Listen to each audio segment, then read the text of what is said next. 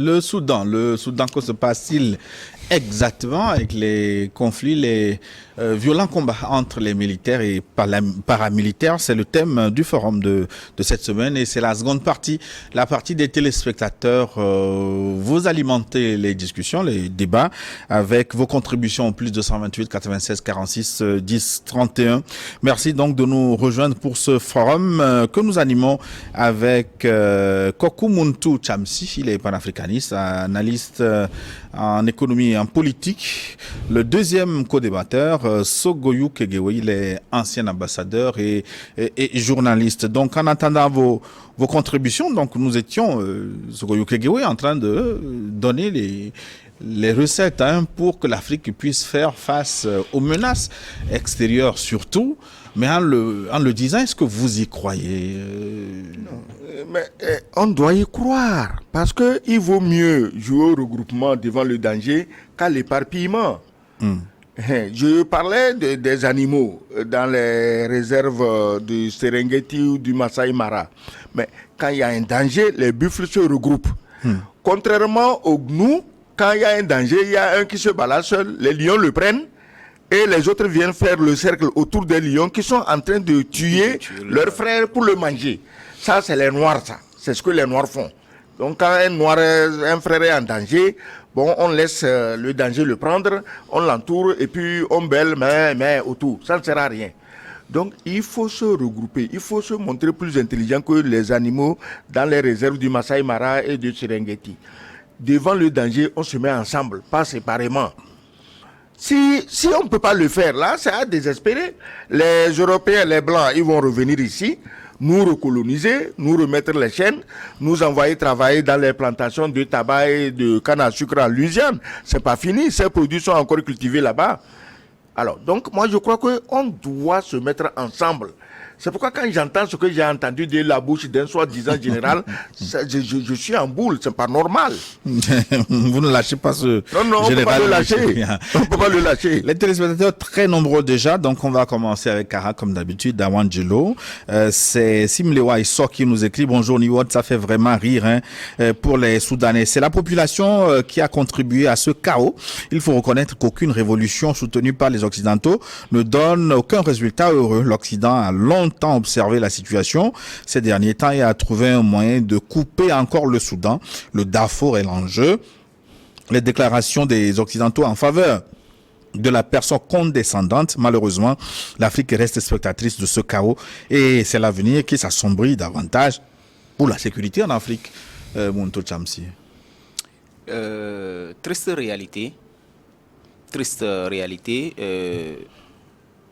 Ce chaos qui est créé, prémédité et programmé a trouvé écho auprès de nos dirigeants, auprès des deux généraux. Sinon, ça n'allait pas aboutir. Du coup, la question liée au patriotisme revient encore sur la table, au panafricanisme, l'amour pour son pays, l'amour pour son continent. Je me réjouis aujourd'hui parce que je vois une nouvelle génération qui émerge. Cette nouvelle génération analyse rapidement les faits, comprend vite les enjeux avec l'aide des doyens comme les Kegewe et Sogoyou qui viennent sur les plateaux nous expliquer encore de fond en comble quels sont les tenants et les aboutissants, et d'autres intervenants bien sûr sur New World TV, sur d'autres médias africains aussi. On comprend aujourd'hui mieux les enjeux. Et je me réjouis également parce qu'il y a une nouvelle classe politique aussi qui commence par émerger, qui n'est pas béni oui de l'Occident. Et que l'Occident voit qu'il est obligé quand même de jouer avec eux. Mais moi j'imagine que le combat que nous menons aujourd'hui, ce n'est pas pour demain. C'est un combat pour 10 ans, 20 ans. Quand la nouvelle génération consciente sera arrivée au moment où ils prendront les postes de décision, ils prendront les bonnes décisions. Aujourd'hui, ceux qui sont au pouvoir sont des gens téléguidés, sont des gens qui ont été manipulés pendant longtemps, qui doivent même leur ascension à ces mêmes occidentaux-là qui nous manipulent. Du coup, toi, regarde, tu as été façonné par quelqu'un, il t'a donné tout ce dont tu as besoin pour que tu arrives quelque part.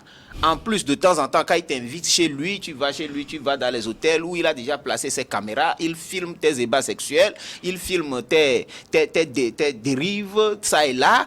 Même dans ton propre pays, il filme des choses que tu as faites et qu'il sait très bien que c'est pas bien, mais qu'il a cautionné, et il garde tout ça là de côté. Le jour où tu deviens président et tu veux sortir de la voie qu'ils t'ont tracée, il t'appelle, il dit, mais mon frère, viens. Ah, tu es là, ok, regarde bien. Tu te vois en train de faire des choses. Tu as peur que ces choses-là ne viennent sur les médias publics et autres. Alors tu te ranges de leur côté. Moi, je pense que c'est ce qui se passe aujourd'hui avec un certain nombre de pays africains. Le doyen a cité le Niger. Le doyen a cité, il y a la Côte d'Ivoire également. Il y a d'autres pays comme le président de la CEDEAO, Ambalo. Il y a des présidents qui sont vraiment manipulés et d'autres sont même menacés. Aujourd'hui, il y a des gens qui ont la volonté de couper le pont, mais ils ne peuvent pas parce qu'ils sont liés d'une manière ou d'une autre avec l'Occident. Sans oublier aussi la question de l'influence des réseaux, comme les réseaux france-africains, ou bien il y a d'autres réseaux. Vous m'excusez, je veux parler un peu de la franc-maçonnerie française qui domine pratiquement toutes les confréries maçonnes de nos pays. Tous les pays francophones font allégeance aux maçons français. C'est déjà très grave parce que tu lui promets obéissance, tout. Et quand on te dit, donne tel de ton pays, tu es obligé. Donc, nous avons quand même des enjeux majeurs. Et quelque part aussi, beaucoup ne le comprennent pas pour le moment, mais le retour à l'Afrique, le retour à la source, le retour aux sciences ancestrales africaines peut aider à résoudre une partie du problème. Bonjour mon frère, je vous ajoute cette question en même temps, non? Oui. Bonjour mon frère Gilles et tes invités du jour. Avant tout propos, j'aimerais vous adresser mes félicitations. New World est la première chaîne à réaliser une interview exclusive avec le président de la République du Togo. Merci beaucoup Kader Tchaniao. Lors de la Coupe du Monde, c'est également New World qui a obtenu les droits de diffusion. Bravo pour le travail impeccable que vous abattez. New World TV est l'exemple typique de ma devise, le travail et surtout le travail bien fait. À propos du Soudan, c'est le chaos qui s'installe progressivement. Nous sommes en face de deux généraux assoiffés du pouvoir. Les généraux soudanais nous démontrent à suffisance que la vie des Soudanais n'est pas leur préoccupation, que la sagesse revienne dans la tête de ces deux généraux. Kader Tchaniao. Oui, j'allais dire que pour New World, je crois que Gilles, c'est à toi qu'on a adressé des félicitations pour avoir fait réaliser l'interview du chef de l'État. À New World, à New World, oui, mais tu sais, on dit que le refus, on dit que le refus des louanges est le désir de se faire louer deux fois. Donc, il ne faut pas refuser ces félicitations. Il ne faut pas refuser ces félicitations. Et celui qu'on devait même féliciter, c'est le chef de l'État lui-même. Parce que ce n'est pas une habitude. Moi, quand on m'a envoyé l'élément, j'ai ouvert, j'ai vu, j'ai dit, mais quelqu'un veut me faire encore un poisson d'avril avant que je ne regarde l'ensemble de l'interview. Donc, félicitations au chef de l'État, comme vous avez d'ailleurs eu à le remarquer, à le remercier. Et félicitations à vous, parce que c'est tellement rare que si quelqu'un le fait, il faut vraiment le féliciter. Ça, c'est pour New World.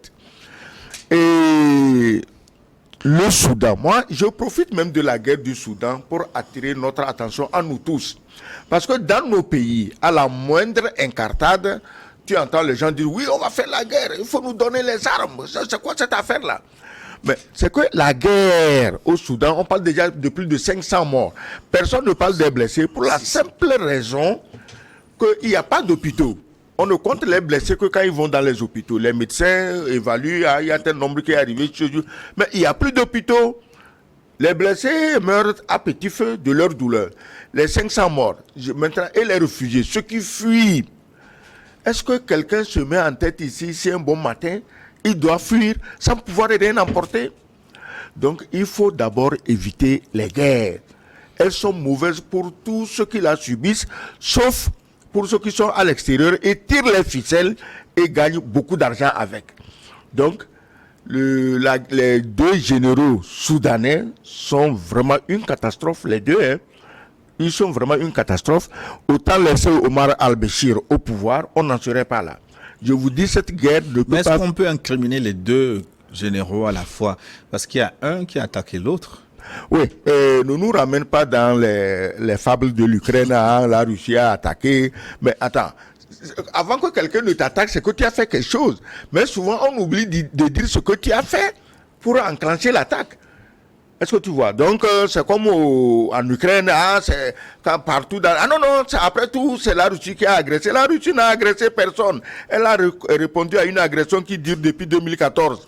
Donc, ici, là, nous ne savons pas. Sur le Soudan, on apprendra beaucoup de choses. Hein.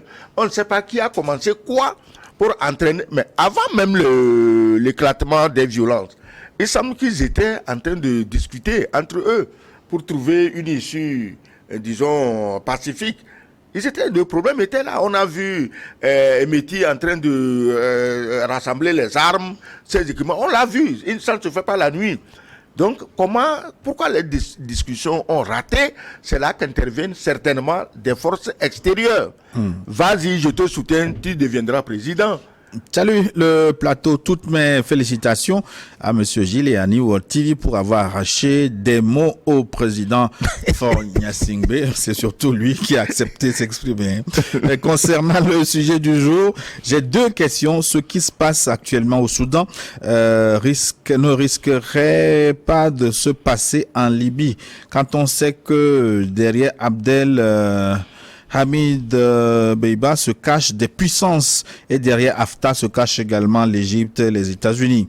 Ceux qui financent le terrorisme sur le continent ne vont-ils pas profiter de cette guerre du Soudan pour envoyer de nouveau des armes aux terroristes? Hubert Topou depuis Baguida. Sa question, je pense que la question a déjà trouvé réponse. La réponse, oui. Parce que, en fait, la Libye est déjà dans un état catastrophique. Et les deux généraux qui se battent aussi là-bas avec le général Haftar qui veut reprendre le pouvoir et tout, et avec l'aide des Occidentaux, l'autre... Bon, vous voyez, tout ça là, c'est des manipulations. Et comme on le dit déjà, les manipulations, c'est nous-mêmes qui nous prêtons à ces jeux-là pour déstabiliser l'Afrique, pour déstabiliser nos pays. Sinon, la Libye est déjà foutue. Aujourd'hui, je pense que les Libyens doivent regretter à 1000 fois la présence de Kadhafi en tant que président de la République de ce pays-là depuis des années. Et donc, aujourd'hui, tout est foutu. Et on ne peut pas dire qu'on va craindre pour la Libye. Il faut craindre pour toute l'Afrique. Surtout les pays qui se battent aujourd'hui pour leur souveraineté. Le Mali, le Burkina. Parce que les Occidentaux vont profiter de cette guerre-là pour encore envoyer des armes aux rebelles et aux terroristes qui déstabilisent ces pays.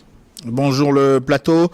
Pierrot depuis l'Iowa. Nous avons un sérieux problème en Afrique. Ce problème, c'est la longévité d'un système au pouvoir. Remarquez qu'après la chute des présidents qui durent au pouvoir, leur pays sombre. Soit nous trouvons une démocratie à l'africaine et oublier le système occidental.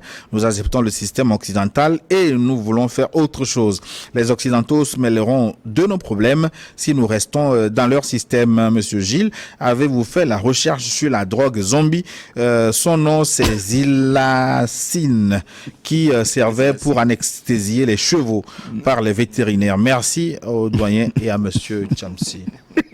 Et la drogue zombie, notre prière, c'est qu'elle n'arrive pas sur les côtes africaines. Pas nécessaire. Ça peut ne pas arriver au Togo, mais si ça arrive dans un port voisin, considère que c'est déjà arrivé au Togo. Donc, il faudrait que les pays africains, comme je le dis toujours, se mettent ensemble quand ils aperçoivent un danger de loin pour pouvoir le combattre, l'éloigner de leur côte. Maintenant, les problèmes de longévité au pouvoir. Mais le problème, un pouvoir qui a duré longtemps, c'est pas quand son départ crée des problèmes. Mais il est parti, c'est pas lui qui crée des problèmes. C'est ceux qui ont la prétention de remplacer ce pouvoir qui doivent se préparer. On ne peut pas se mettre à faire le commerce de la démagogie, le commerce de demain on rase gratis, le commerce de ceci, non. Si tu es un politicien responsable, et tu viens au pouvoir après quelqu'un qui a duré longtemps, c'est à toi de savoir quels propos tenir pour que le navire tienne ensemble. Mais quand tu viens avec la démagogie, mais ça éclate. Il y a des gens qui ont fait longtemps, ils sont partis, les pays sont là, ils ne sont pas morts. Je peux? Oui, Tchamti. Ok. Bon, pour moi, la question des pouvoirs qui ont duré longtemps, elle est multiple. Quand nous prenons d'abord ces pouvoirs, pourquoi ça a duré longtemps? En fait, c'est la difficulté de ces dirigeants-là à trouver des successeurs qui posent problème. La plupart du temps, dans ces pays où les pouvoirs durent, il y a des clans qui sont autour du dirigeant, du leader, qui ne se mettent jamais ensemble, qui se battent toujours. Voilà. Ils se font des conflits internes à telle enseigne que tous font allégeance quand même à celui qui est là, mais refusent de s'entendre entre eux. Du coup, après le départ, quoi qu'il en soit, celui qui vient rentrer dans ce tourbillon qui a été créé depuis des années et des années et qui fait que ça explose après. Parce que celui qui était là, au moins, toutes les forces lui font allégeance. Mais une fois qu'il n'est pas là, tout le monde veut prendre le pouvoir par divers moyens et ainsi s'imposer. Et c'est là où la déstabilisation même vient s'imposer. Moi, ma solution, elle est toute simple. Ou soit on adopte le système occidental qui est la démocratie et donc on laisse l'alternance comme on l'a programmé. Ou soit carrément on change de système, on change de régime, on fait comme le Maroc, on fait comme des pays où il y a par exemple un roi et puis à côté il y a le gouvernement qui gère les affaires courantes. Et donc là, celui qui est là au pouvoir, il est là à vie, on sait que c'est à sa mort, on va le remplacer. Je pense que c'est des systèmes comme ça on doit réfléchir en fait pour sortir de ce que les Blancs nous ont imposé depuis les indépendants jusqu'à aujourd'hui. Réfléchir sur un modèle africain. Salut le plateau. Le conflit au Soudan, j'ai honte d'en parler. Qui parle, c'est Maglibé Machatom depuis les pieds du mont Barbabassa. Les mamelles. Il a quitté les mamelles. Ah bon? Depuis un moment. Match. Le conflit donc au Soudan, j'ai honte d'en parler. C'est encore une des guerres interminables qui vient noircir le tableau déjà sombre de l'Afrique. Interférence extérieure, oui, mais parlons plutôt de ce manque de chauvinisme et d'intérêt individuel, trop poussé chez nos frères africains, dont les deux fameux généraux. Permets-moi, Gilles, de te féliciter pour l'interview présidentielle. Tu as très bien assuré Maglibé Machatom depuis les pieds du mont Barbabassa. Eh bien, Gilles, on va finir par être jaloux de toi. Ne faites pas comme les Africains. On est des Africains là.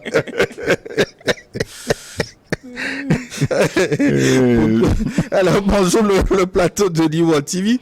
Mes encouragements audio analystes politiques. Vous faites la fierté du peuple togolais. C'est Djato Bilaliou Frédéric depuis Palimé. Ma question à analyser le problème soudanais, le silence radio coupable de l'ONU. Et là, il est aisé de tirer la conclusion selon laquelle l'ONU n'existe que pour introniser les dictateurs au mandat long. Quelle perspective pour l'ONU, Muntu Tchamsi? Nous, on a déjà enterré l'ONU depuis. Ah ouais. Il reste à faire son autopsie pour voir de quoi il est mort. Mais je crois que la mort de l'ONU, elle est cérébrale d'abord avant tout le reste, parce que l'ONU ne fonctionne plus. Bon, pour moi, l'ONU a été créée pour maintenir la paix entre les nations. Et pas trop pour intervenir dans les relations internes des pays. Mais depuis un moment, on a vu que l'ONU ne suit plus sa propre mission, mais intervient maintenant dans des conflits internes, ou bien pas seulement dans des conflits, mais dans les affaires internes. Nous avons vu comment ils sont allés installer Ouattara en Côte d'Ivoire au pouvoir. Nous avons vu comment ils interviennent dans les pays pour déstabiliser des régimes que les États-Unis ne portent pas dans leur cœur. Donc l'ONU en tant qu'institution, je crois qu'on doit l'oublier pour un moment et travailler entre nous, comme le doyen vient de le dire, dans la jungle. Ceux qui se regroupent souvent arrivent à s'en sortir. Mais s'il faut qu'on aille toujours à la bataille, chacun pour soi, on risque de laisser des plumes Hein. Nous devons soutenir ceux-là qui se battent pour s'en sortir. Voilà. Docteur Apeti nous suit. Il vous envoie bonjour, docteur Sodjeou Apeti, le fils de ses ancêtres, berceau de l'humanité et de toute civilisation. Bonjour docteur, bonjour au panel et merci pour la question d'actualité. Nous ne cesserons de le répéter au peuple noir, pour les Indo-Européens, les Sémites, en l'occurrence USA, Europe et Russie, Asie, dont Israël et les pays arabes, Océanie. L'avenir du monde se joue en Afrique et il nous le répète ouvertement. Nous nous demandons qu'est-ce qui empêche les leaders des Noirs et la masse de comprendre que nous sommes d'éternelles proies pour le monde entier. Nos vaillants combattants secouent leur tombe quand ils voient dans quoi vivent leurs descendants aujourd'hui. Docteur Sodjeou Apeti, merci beaucoup pour votre contribution. On se retrouve sur le plateau très prochainement. Fabrice Yomi nous écrit du Niger également. Bonjour New World TV, New World Forum. Bonjour Gilles. Bonjour à mon papa Kegewe Sogoyou et à Monsieur Abaki. Aujourd'hui, vous avez des grands hommes sur votre plateau. J'ai une question par rapport à votre thème du jour. Les Africains lambda savent ce qu'ils veulent pour notre mère continent, mais moi je pose la question à savoir quel enseignement les dirigeants africains doivent tirer de la guerre d'Ukraine. Fabrice Chomi depuis Niamey au Niger. Non, l'enseignement à tirer de la guerre d'Ukraine, numéro un, c'est d'éviter de se faire manipuler. Parce que la guerre d'Ukraine, ce n'est pas Zelensky. Dès les 2-3 premiers jours de guerre, Zelensky était prêt à négocier avec Poutine pour trouver une sortie honorable. Et on lui a dit non. Qui lui a dit? Le numéro un, c'est Boris Johnson, qui s'est précipité même à Kiev pour lui dire ah non, si tu négocies, nous on va plus t'aider. Après il y a le vieil américain. Donc c'est eux, tous les jeunes vaillants soldats, aussi bien russes que ukrainiens, qui meurent, leur sang va couler sur leur tête. C'est Boris Johnson et Biden. Il faut pas oublier Madame Ursula von der Leyen. Celle-là, excusez-moi, mais c'est une criminelle. Parce que c'est elle qui dit non, on n'arrête pas la guerre.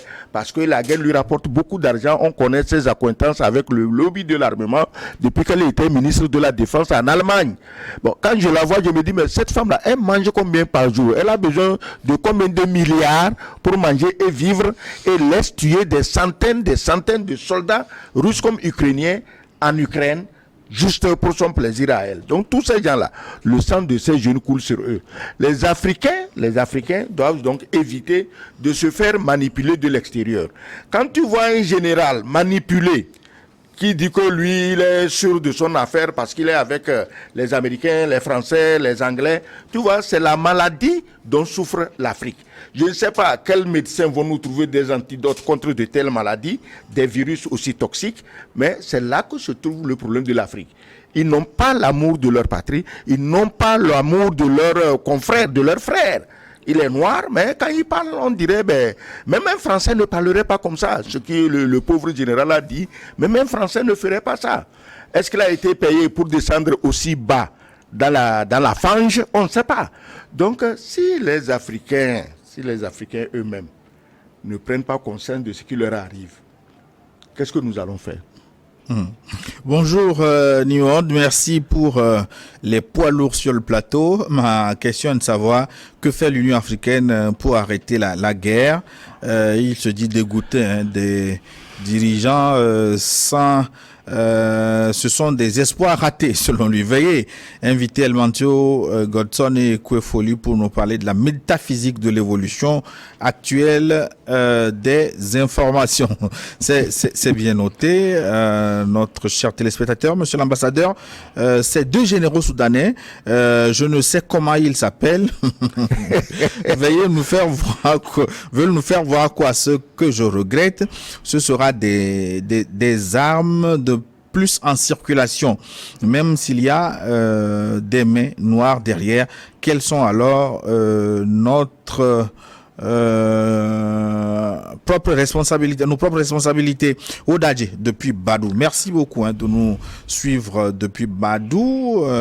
Pratiquement, salut New World. Merci pour cette émission qui nous éclaire beaucoup plus sur les actualités du monde. Monsieur Sogoyou, vous faites la fierté de l'Afrique par vos éclaircissements sur des enjeux mondiaux. Aujourd'hui, l'Africain sait que nous étions bernés. Bekendi qui nous écrit depuis Kara. Babalecha, notre ami de Cotonou Babale, nous a écrit. Bonjour à monsieur Gilles, à vous Sogoyou, à monsieur Chamsi. Très belle analyse.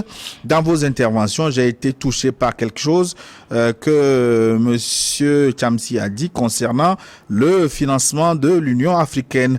Prenons cet exemple. Pourquoi la population africaine ne pourra pas financer l'Union africaine? Nous sommes aujourd'hui à près d'1,126 milliard d'habitants en Afrique. Si un Africain contribue à 500 francs CFA seulement, nous aurons 563 milliards qu'on mettra à la disposition de l'Union africaine et comme ça, nous n'allons plus dépendre de l'Occident et le problème est réglé. Dans une situation pareille, nous serons indépendants et nos chefs d'État seront libres pour mieux travailler pour notre continent. Je sais que ce n'est pas facile, mais il y a des mécanismes qu'on pourra mettre en place pour résoudre ce problème définitivement. Très bon dimanche à tous et bonnes fêtes de 1er mai par anticipation. Babalecha. Depuis Abomey Calavi, excusez-moi, monsieur Chamsi, pour n'avoir pas retenu votre nom en mémoire, monsieur Chamsi Kokou Muntu. Il parle de cotiser 500 francs. Bon, je pense que quand il donne la population africaine 1,126 milliard d'habitants, ce n'est pas tous ceux qui sont des adultes qui travaillent. Mais il y a d'autres mécanismes pour financer l'Union africaine. Il y a plein de mécanismes. Prenons ne serait-ce que les billets d'avion. Si on mettait une petite taxe sur les billets d'avion, on peut financer l'Union africaine. Si on mettait une petite taxe sur le carburant, que nous payons chaque jour dans les stations d'essence, on peut financer l'Union africaine. Si on a la volonté, on peut le faire. C'est le manque de volonté qui est le gros problème de l'Afrique aujourd'hui. Et comme je l'ai déjà dit, je me réjouis parce que la nouvelle génération qui est en train de monter comprend mieux les enjeux et j'ai espoir que d'ici peut-être 10 ans, 20 ans, la nouvelle jeunesse, la nouvelle génération qui sera aux affaires prendra les bonnes décisions pour le développement et l'indépendance de l'Afrique. Nous en avons réellement besoin parce que moi, avec ce que j'ai subi pour être là où je suis aujourd'hui, je n'aimerais pas que mes enfants et les enfants de mes enfants subissent les mêmes effets. Qui nous écrit Gani depuis Agoué. Gani, bonjour à vous. Permettez-moi de vous adresser d'abord mes félicitations pour l'entretien qui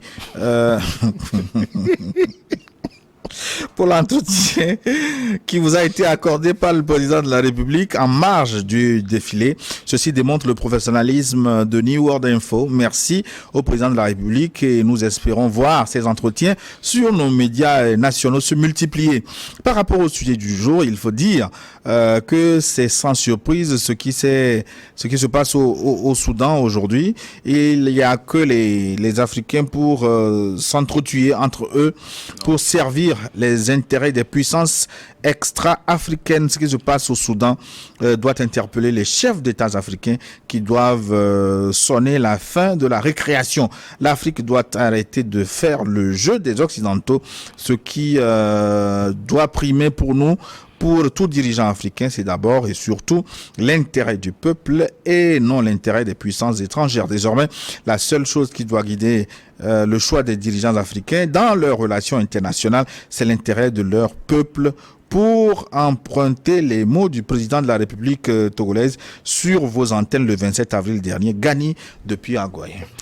Oui, je crois qu'on va revenir sur le 27 avril dernier, et puisque apparemment on n'arrive pas à se débarrasser des admirateurs, mais effectivement l'intervention du chef de l'État sur la chaîne Nouvelle TV a fait bondir l'audimat. Quand on met ensemble YouTube, comment on appelle ça, TikTok et les autres, mais on est au-delà du 1,5 million.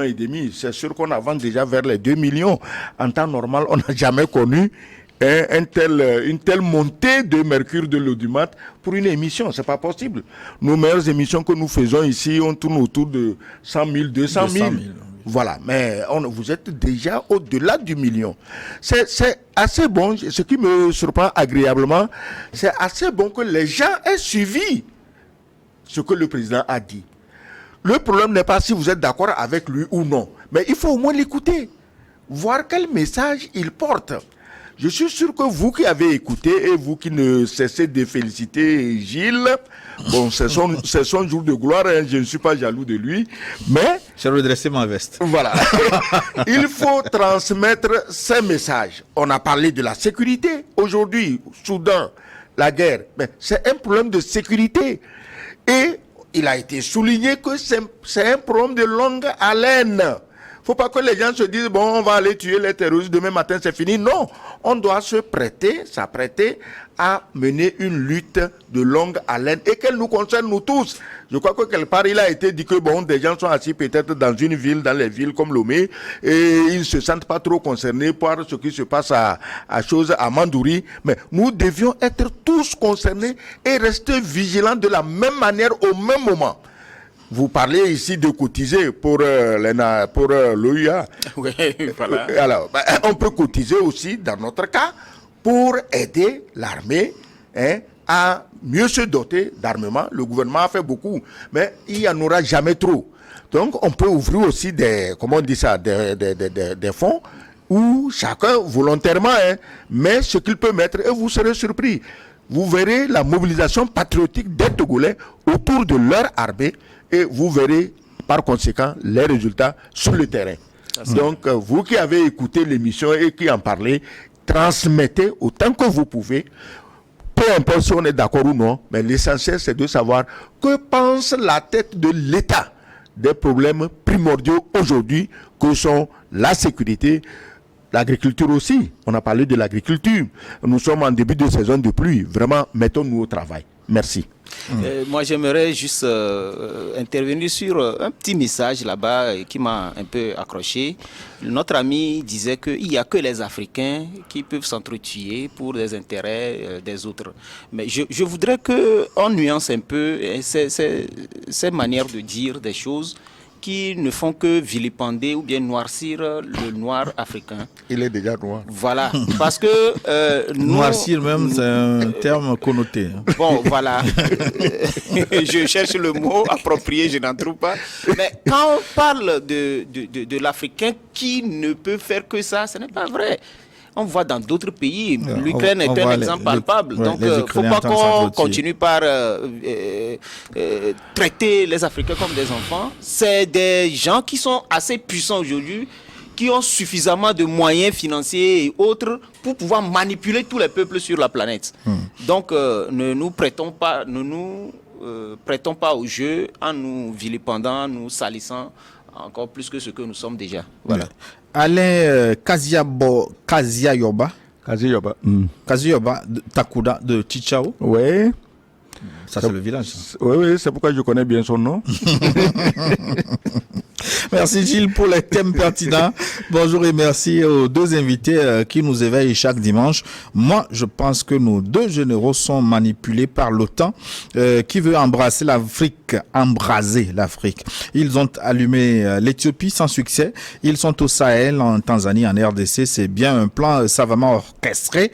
Et un autre pays, je vais pas le citer ici, est en train d'organiser une rébellion à la frontière Tchad-Centrafrique dans la région de Gorée pour attaquer la Centrafrique. C'est Alain Kaziayoba Takuda de Chichao dans la préfecture de la Kosa. Bonsoir Gilles, quel joli plateau. Je salue particulièrement mon idole, l'ambassadeur, pour le courage et la détermination de réveiller la conscience des uns et des autres. Félicitations à son co-débatteur, M. Chamsi. Il mérite de débattre avec l'ambassadeur. Je n'ai pas de questions, juste pour vous féliciter, puisque monsieur est déjà clair, puisque tout est déjà clair. C'est Jonas Djata depuis à Dido Gomé. Vous avez des fleurs aussi maintenant. Oui. Bonjour, chers invités. Pour une fois depuis ce matin. Bien que TikTok ne m'intéresse pas à cause... Non, là, c'est un ancien message. Bonjour, chers invités, c'est Pierre depuis Cara. Merci, Gilles, d'avoir mentionné que c'est trop facile d'accuser les étrangers.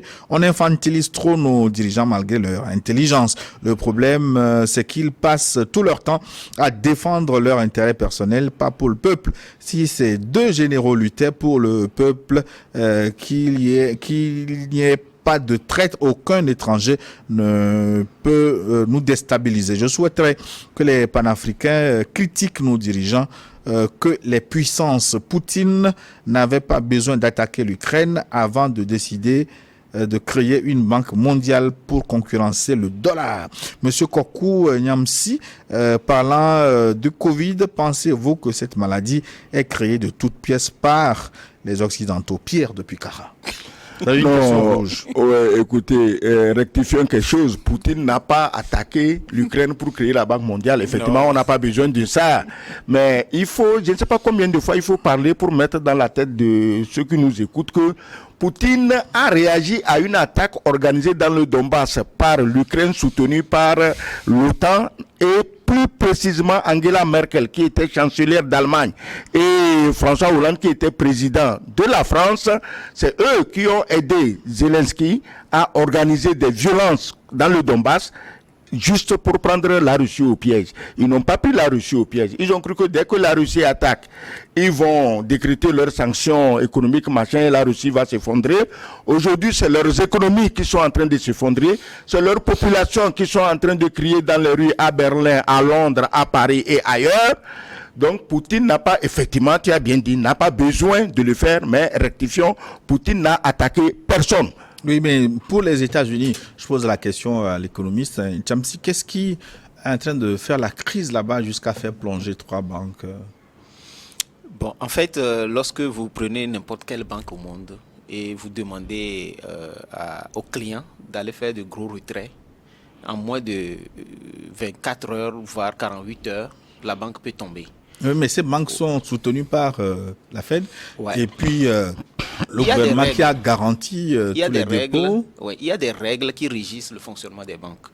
Alors, dans le fonctionnement des banques, il y a des fonds, c'est-à-dire quand l'épargne des clients, une partie est utilisée pour faire des prêts à d'autres clients, justement pour gagner de l'argent. Et donc, il y a des quotas à respecter que les banques ne respectent pas souvent. Donc, à part ce quota-là, quand tu ne le respectes pas et que tous tes clients viennent, ne serait-ce qu'en moins de 24 heures, ils s'alignent pour dire je fais le retrait de tout ce que j'ai déposé, il y a forcément crise de liquidité qui se pose. Oui, mais aux États-Unis, mais il n'y a pas panique. Mais qu'est-ce qui se fait que il y a eu les clients n'ont pas confiance? Oui, parce que les problèmes liés à l'inflation, tout le monde lit dans l'histoire. On sait déjà que les banques américaines... Parce qu'aujourd'hui, le dollar dit quelque chose entre-temps. Hein, les banques américaines, ça dit, ou bien le dollar, il y en a tellement en gogo. Et la Chine, depuis plus de 6 mois déjà, est en train de se débarrasser de tout ce qu'elle avait comme dollar. Donc, si c'est les liasses, les billets, il y en a. Mais c'est la gestion qui entoure. On ne peut pas donner des milliards juste à une banque comme ça. Il y a des règles qui régissent combien on peut donner à la banque. Donc quand les clients se mettent en rang, ils disent nous faisons des retraits. Mais tout cela est lié au problème économique. Vous voyez, quand on crée toujours des conflits dans les autres pays du monde pour pouvoir fabriquer du dollar, pour soutenir l'économie américaine, ça va arriver à un moment où tout le système va s'effondrer. C'est ça que j'ai appelé entre-temps les crises économiques. Est-ce que ces faillites ne vont pas faire boule de neige et provoquer une crise plus grande comme la crise des subprimes ou même la crise de 1929? Sûrement que c'est une crise, on est en train de camoufler. Je vous dis, les guerres même sont créées parfois pour camoufler les crises. Et donc, moi, j'ai déjà dit à mes amis qui sont aux États-Unis et ceux qui veulent encore immigrer aux États-Unis de faire très attention parce que les moments vont commencer à être de plus en plus durs aux États-Unis. Parce que les États-Unis prenaient toute la richesse du monde et vivaient avec une certaine insolence. Et l'argent circulait là-bas. On peut te payer des millions de dollars pour un travail que tu as effectué tout à l'heure et l'argent circule. Parce qu'ils prenaient l'argent partout, le pétrodollar, mais nos mines même, moi je dis, qui crée les guerres en Afrique pour pouvoir exploiter nos ressources. Quand vous allez au Congo, les ressources minières qui sont exploitées par qui en priorité? C'est par les multinationales américaines qui alimentent le système. Du coup, quand ils sont en train de voir que tout ça là veut s'effondrer, ils sont dans leur droit de se battre pour maintenir le système en place. Sauf que tout ce qu'on peut dire comme tout ce qui est facteurs sont contre eux aujourd'hui. Tous les facteurs sont au rouge. Et donc, les banques qui s'effondrent, ce n'est que le début de ce qui va arriver dans les années à venir. Ça va arriver même beaucoup plus brusquement que ce qu'on a déjà vu. Avec des répercussions très graves sur nos pays. Nos pays ont quoi? Nous avons quoi? Mais au cas où tu aurais toi-même caché quelques dollars en Amérique, il faut courir les retirer. Parce qu'un jour tu arriveras à la banque te dira qu'il n'y a rien, il n'y a pas de liquidité. Quand l'Amérique c'est déjà arrivé. Quand l'Amérique est en crise, il y a forcément des répercussions sur le continent africain. On se souvient de la crise des subprimes. Il y aura des répercussions. Mais quelquefois, ces répercussions peuvent être plutôt positives que les prix descendent. Sans oublier les milliers de frères que vous avez. Oui, les milliers de frères que nous avons, pas que vous avez, que nous avons. S'ils ont laissé un peu d'argent là-bas, moi, à leur place, je le retirerai. D'ailleurs, qu'est-ce que dit mon vis-à-vis, M. Djamsi? Que le problème, c'est que les gens s'alignent pour dire à la banque qu'ils veulent prendre leur argent. Voilà. Et c'est ça qui crée le problème. Mais eux, ils n'ont qu'à vite retirer avant que le problème ne soit généralisé. Sinon, moi, j'ai déjà alerté des amis. Je leur dis, mes amis, commencez pas à penser au pays, investissez au pays, envoyez de temps en temps des sous sur vos comptes au pays pour pouvoir être beaucoup plus sûr. Parce que le jour où vous allez quitter les États-Unis, là, c'est ici que vous allez revenir. Non, le problème, c'est que quand ils envoient au pays aussi, leurs correspondants ici, c'est plein de voleurs et d'escrocs. Ils ont des comptes. Une autre question pour refermer cette parenthèse. Mais comment se fait-il qu'il y a ces crises, ces faillites, ce qui veut dire que alors que le dollar est encore à un niveau très élevé? C'est ce que les gens appellent pas le leurre. C'est-à-dire, le dollar a gagné un combat vis-à-vis plutôt de l'euro que des autres monnaies.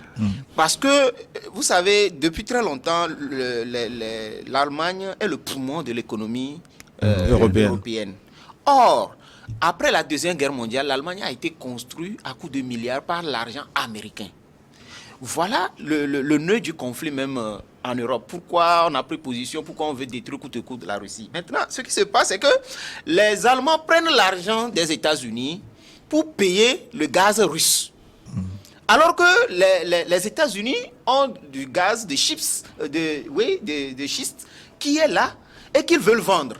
Il va falloir torpiller les relations entre l'Allemagne et la Russie pour pouvoir vendre leur gaz. Et donc tout ça là a conduit à l'explosion des deux gazoducs et tout ce qui, même la guerre en Ukraine, tout ça là, ça tourne autour de l'économie.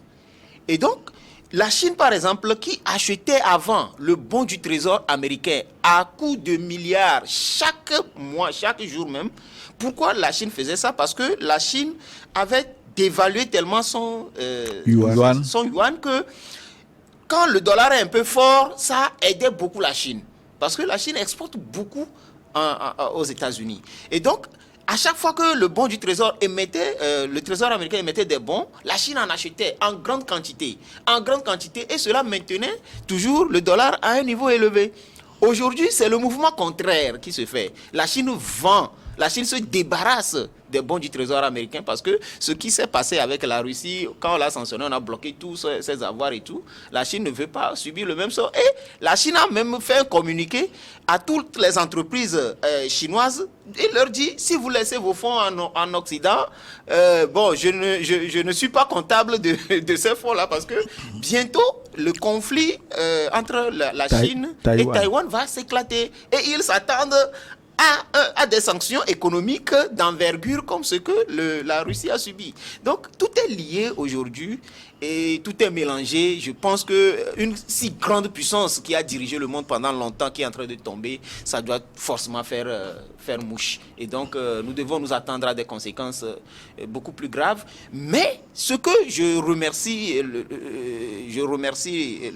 Dieu pour c'est que l'Afrique ne sera pas tellement impactée parce que nous ne sommes pas pas tellement impliqués économiquement dans cette histoire de dollars et autres. C'est vrai que nous faisons des échanges en dollars et tout, mais si on prend aujourd'hui les taureaux par les cornes et qu'on s'organise, on se réorganise autour de nos pays, autour de nos valeurs, autour de nos ressources, l'Afrique sera la première puissance mondiale de demain. Aujourd'hui, la Chine et autres, ils gesticulent. Mais qu'est-ce qui s'est Quand passé? on parle des terres rares, quand on parle des ressources minières, l'Afrique est le continent béni. Oui. On a tout. Mon On n'a pas besoin des autres. Montou Chamti, il y a eu un problème. Qu'est-ce qui s'est passé? Le temps, déjà. Ouais, le temps passe. Désolé. Ouais, le temps passe. Qu'est-ce qui s'est passé? Qu'est-ce qui s'est passé? L'autre, j'ai été surpris par le temps. Il y a quoi? Ah oui, mais c'est déjà fini. Ah hein. oui, c'est fini. C'est coupé? Non, Oui, c'est mais- fini. L'heure est passée. Oh là là. Merci d'être passé. Merci. Merci beaucoup. À la prochaine. Aux fidèles téléspectateurs, donc notre forum s'achève. On se retrouve la semaine prochaine autour d'un autre thème d'actualité. À très bientôt.